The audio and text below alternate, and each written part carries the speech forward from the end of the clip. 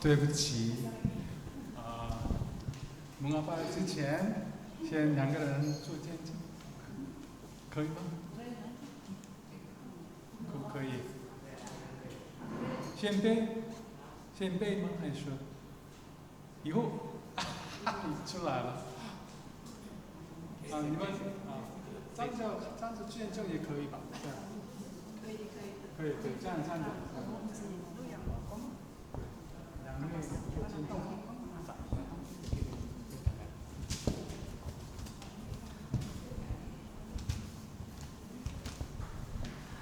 Shalom saudari-saudari semuanya dalam Kristus.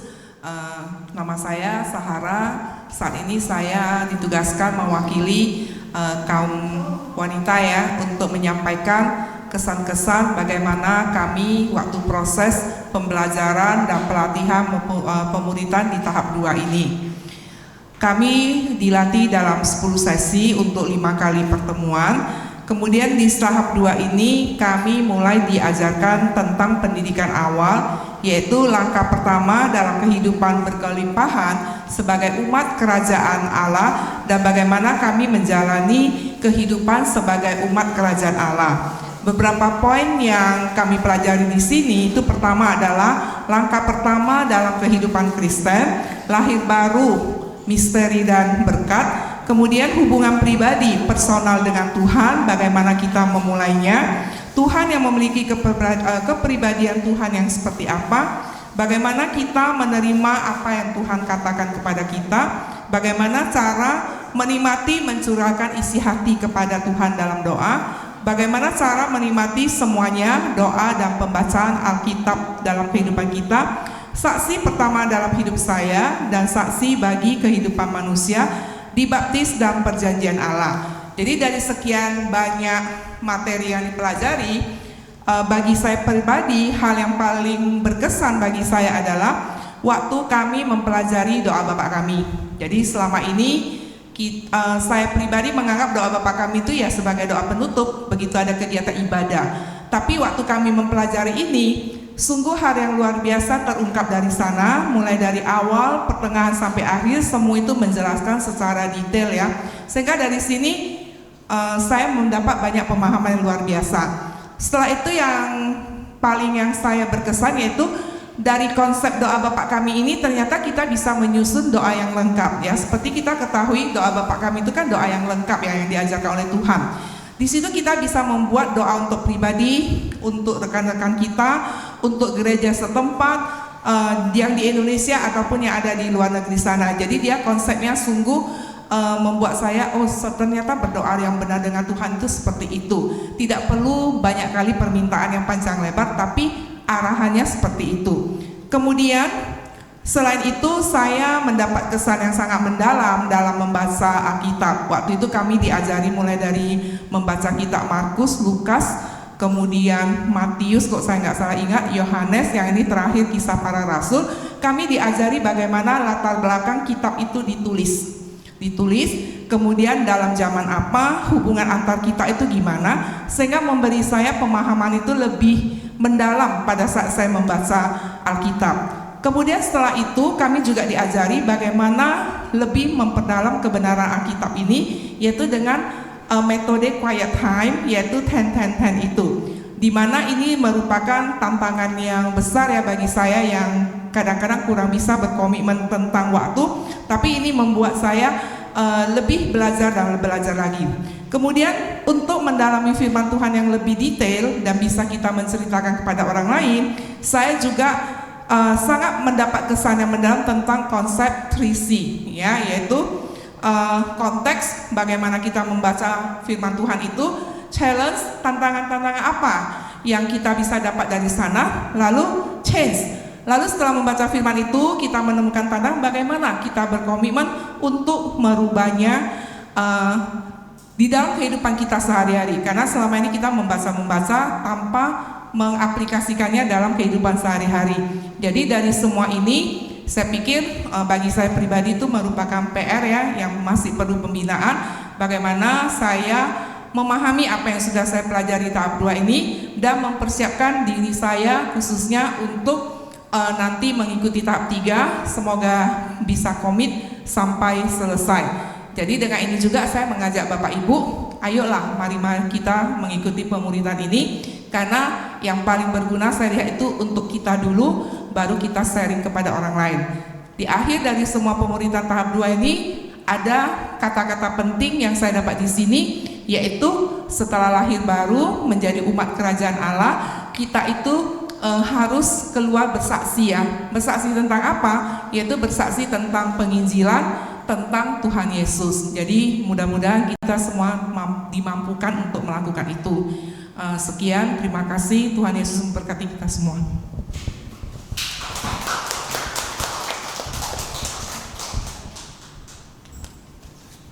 Oke, salam semua. Oke, saya ingin berbagi khususnya untuk mewakili kaum pria. Kami telah menyelesaikan pemuridan tahap yang kedua, dan banyak hal yang boleh kami pelajari, ya, terlebih untuk menghafal ayat hafalan. Ya, bagaimana saya juga kadang-kadang sering mengajarkan anak-anak sekolah minggu untuk menghafal. Tapi di kelas pemuridan ini gantian saya yang menjadi guru sekolah minggu juga diwajibkan untuk belajar menghafal Alkitab seperti itu. Nah, bukan hanya sekedar menghafal, tapi bagi saya menghafal ayat itu ya sangat-sangat penting di dalam saya menjalani kehidupan. Ya, terkadang ketika menghadapi kehidupan, kita sering menghadapi masalah hidup. Nah, terkadang apa yang tidak sengaja ataupun kita sengaja terlintas membaca firman Tuhan atau menghafal firman Tuhan, terkadang itu bisa menjadi rekomendasi dalam masalah hidup kita, kayak gitu. Jadi sangat bersyukur kami semua diajari bagaimana untuk menghafal ayat hafalan. Lalu banyak hal juga yang kami diajari khususnya untuk proyek 10-10-10 ya. Meskipun secara pribadi sangat sulit karena harus meluangkan waktu.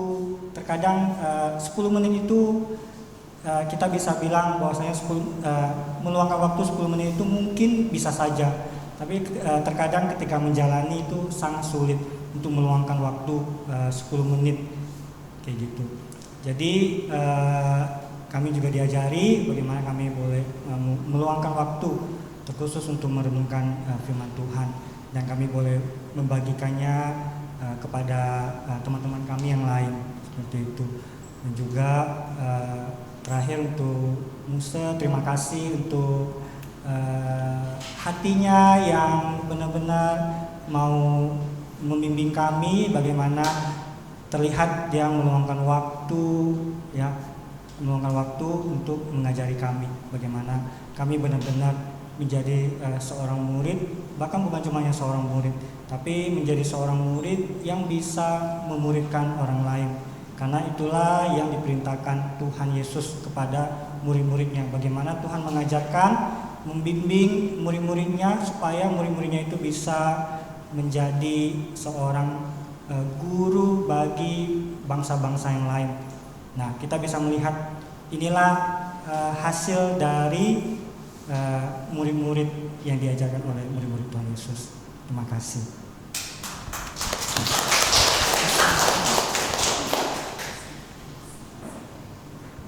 Kita akan menghafal firman Tuhan, ya, menghafal Alkitab yang telah diajarkan selama ini. Ya, demikianlah firman Tuhan. Markus 1 ayat 15. Waktunya telah benar, kerajaan Allah sudah dekat. Bertobatlah dan percayalah pada Injil.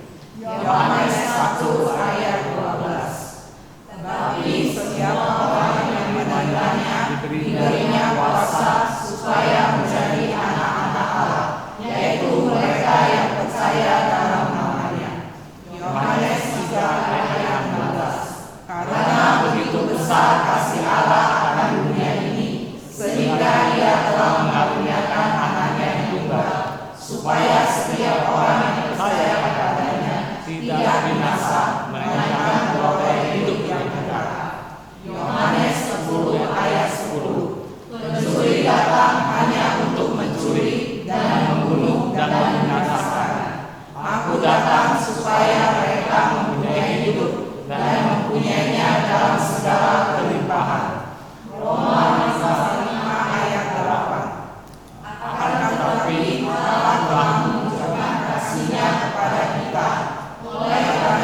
Kristus telah mati untuk kita ketika kita masih berdosa. 2 Korintus 5 ayat 17. Jadi siapa yang ada di dalam ciptaan, ia adalah ciptaan baru. Yang lama sudah berlalu, sesungguhnya yang baru sudah datang. Galatia 2 ayat 20. Namun aku hidup, tetapi bukan lagi aku sendiri yang hidup, melainkan Kristus yang hidup di dalam aku. Dan hidupku yang kuhidupi sekarang di dalam daging adalah hidup oleh iman dalam Anak Allah yang telah mengasihi aku dan menyerahkan dirinya untuk aku. Yohanes 8 ayat 31 sampai 32. Maka katanya kepada orang-orang Yahudi yang percaya kepadanya, jikalau kamu tetap dalam firman-Ku, kamu benar-benar adalah murid-Ku, dan kamu akan mengetahui kebenaran, dan kebenaran itu akan memerdekakan kamu. 2 Timotius pasal 3 ayat 16. Segala perkataan yang diajarkan oleh Allah memang bermanfaat untuk mengajar, untuk menyatakan kesalahan, untuk memperbaiki kelakuan, dan untuk mendidik orang dalam kebenaran. 1 Yohanes 3 ayat 16. Demikianlah kita mengetahui kasih Kristus, bahwa Dia telah menyerahkan nyawanya untuk kita. Jadi kita pun wajib menyerahkan nyawa kita untuk saudara-saudara kita. Amin.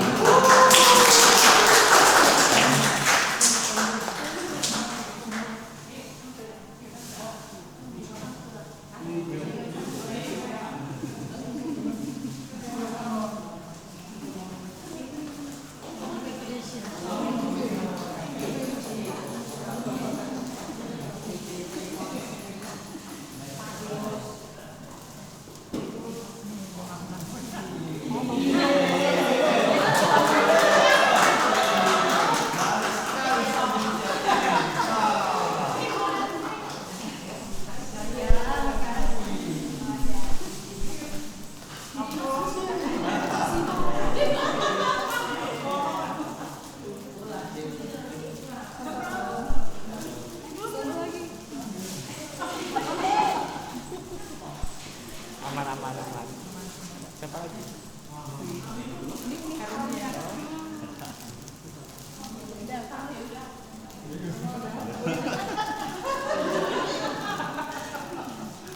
네, 아, 딴데 싫구나. 아, 나 너무 오케이, 보자. 하이참. Hai Cao Semin.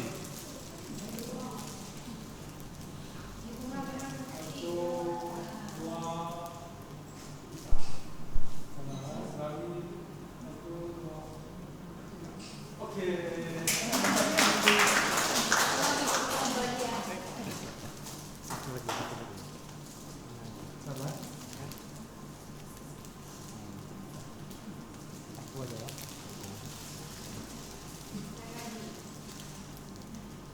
Satu.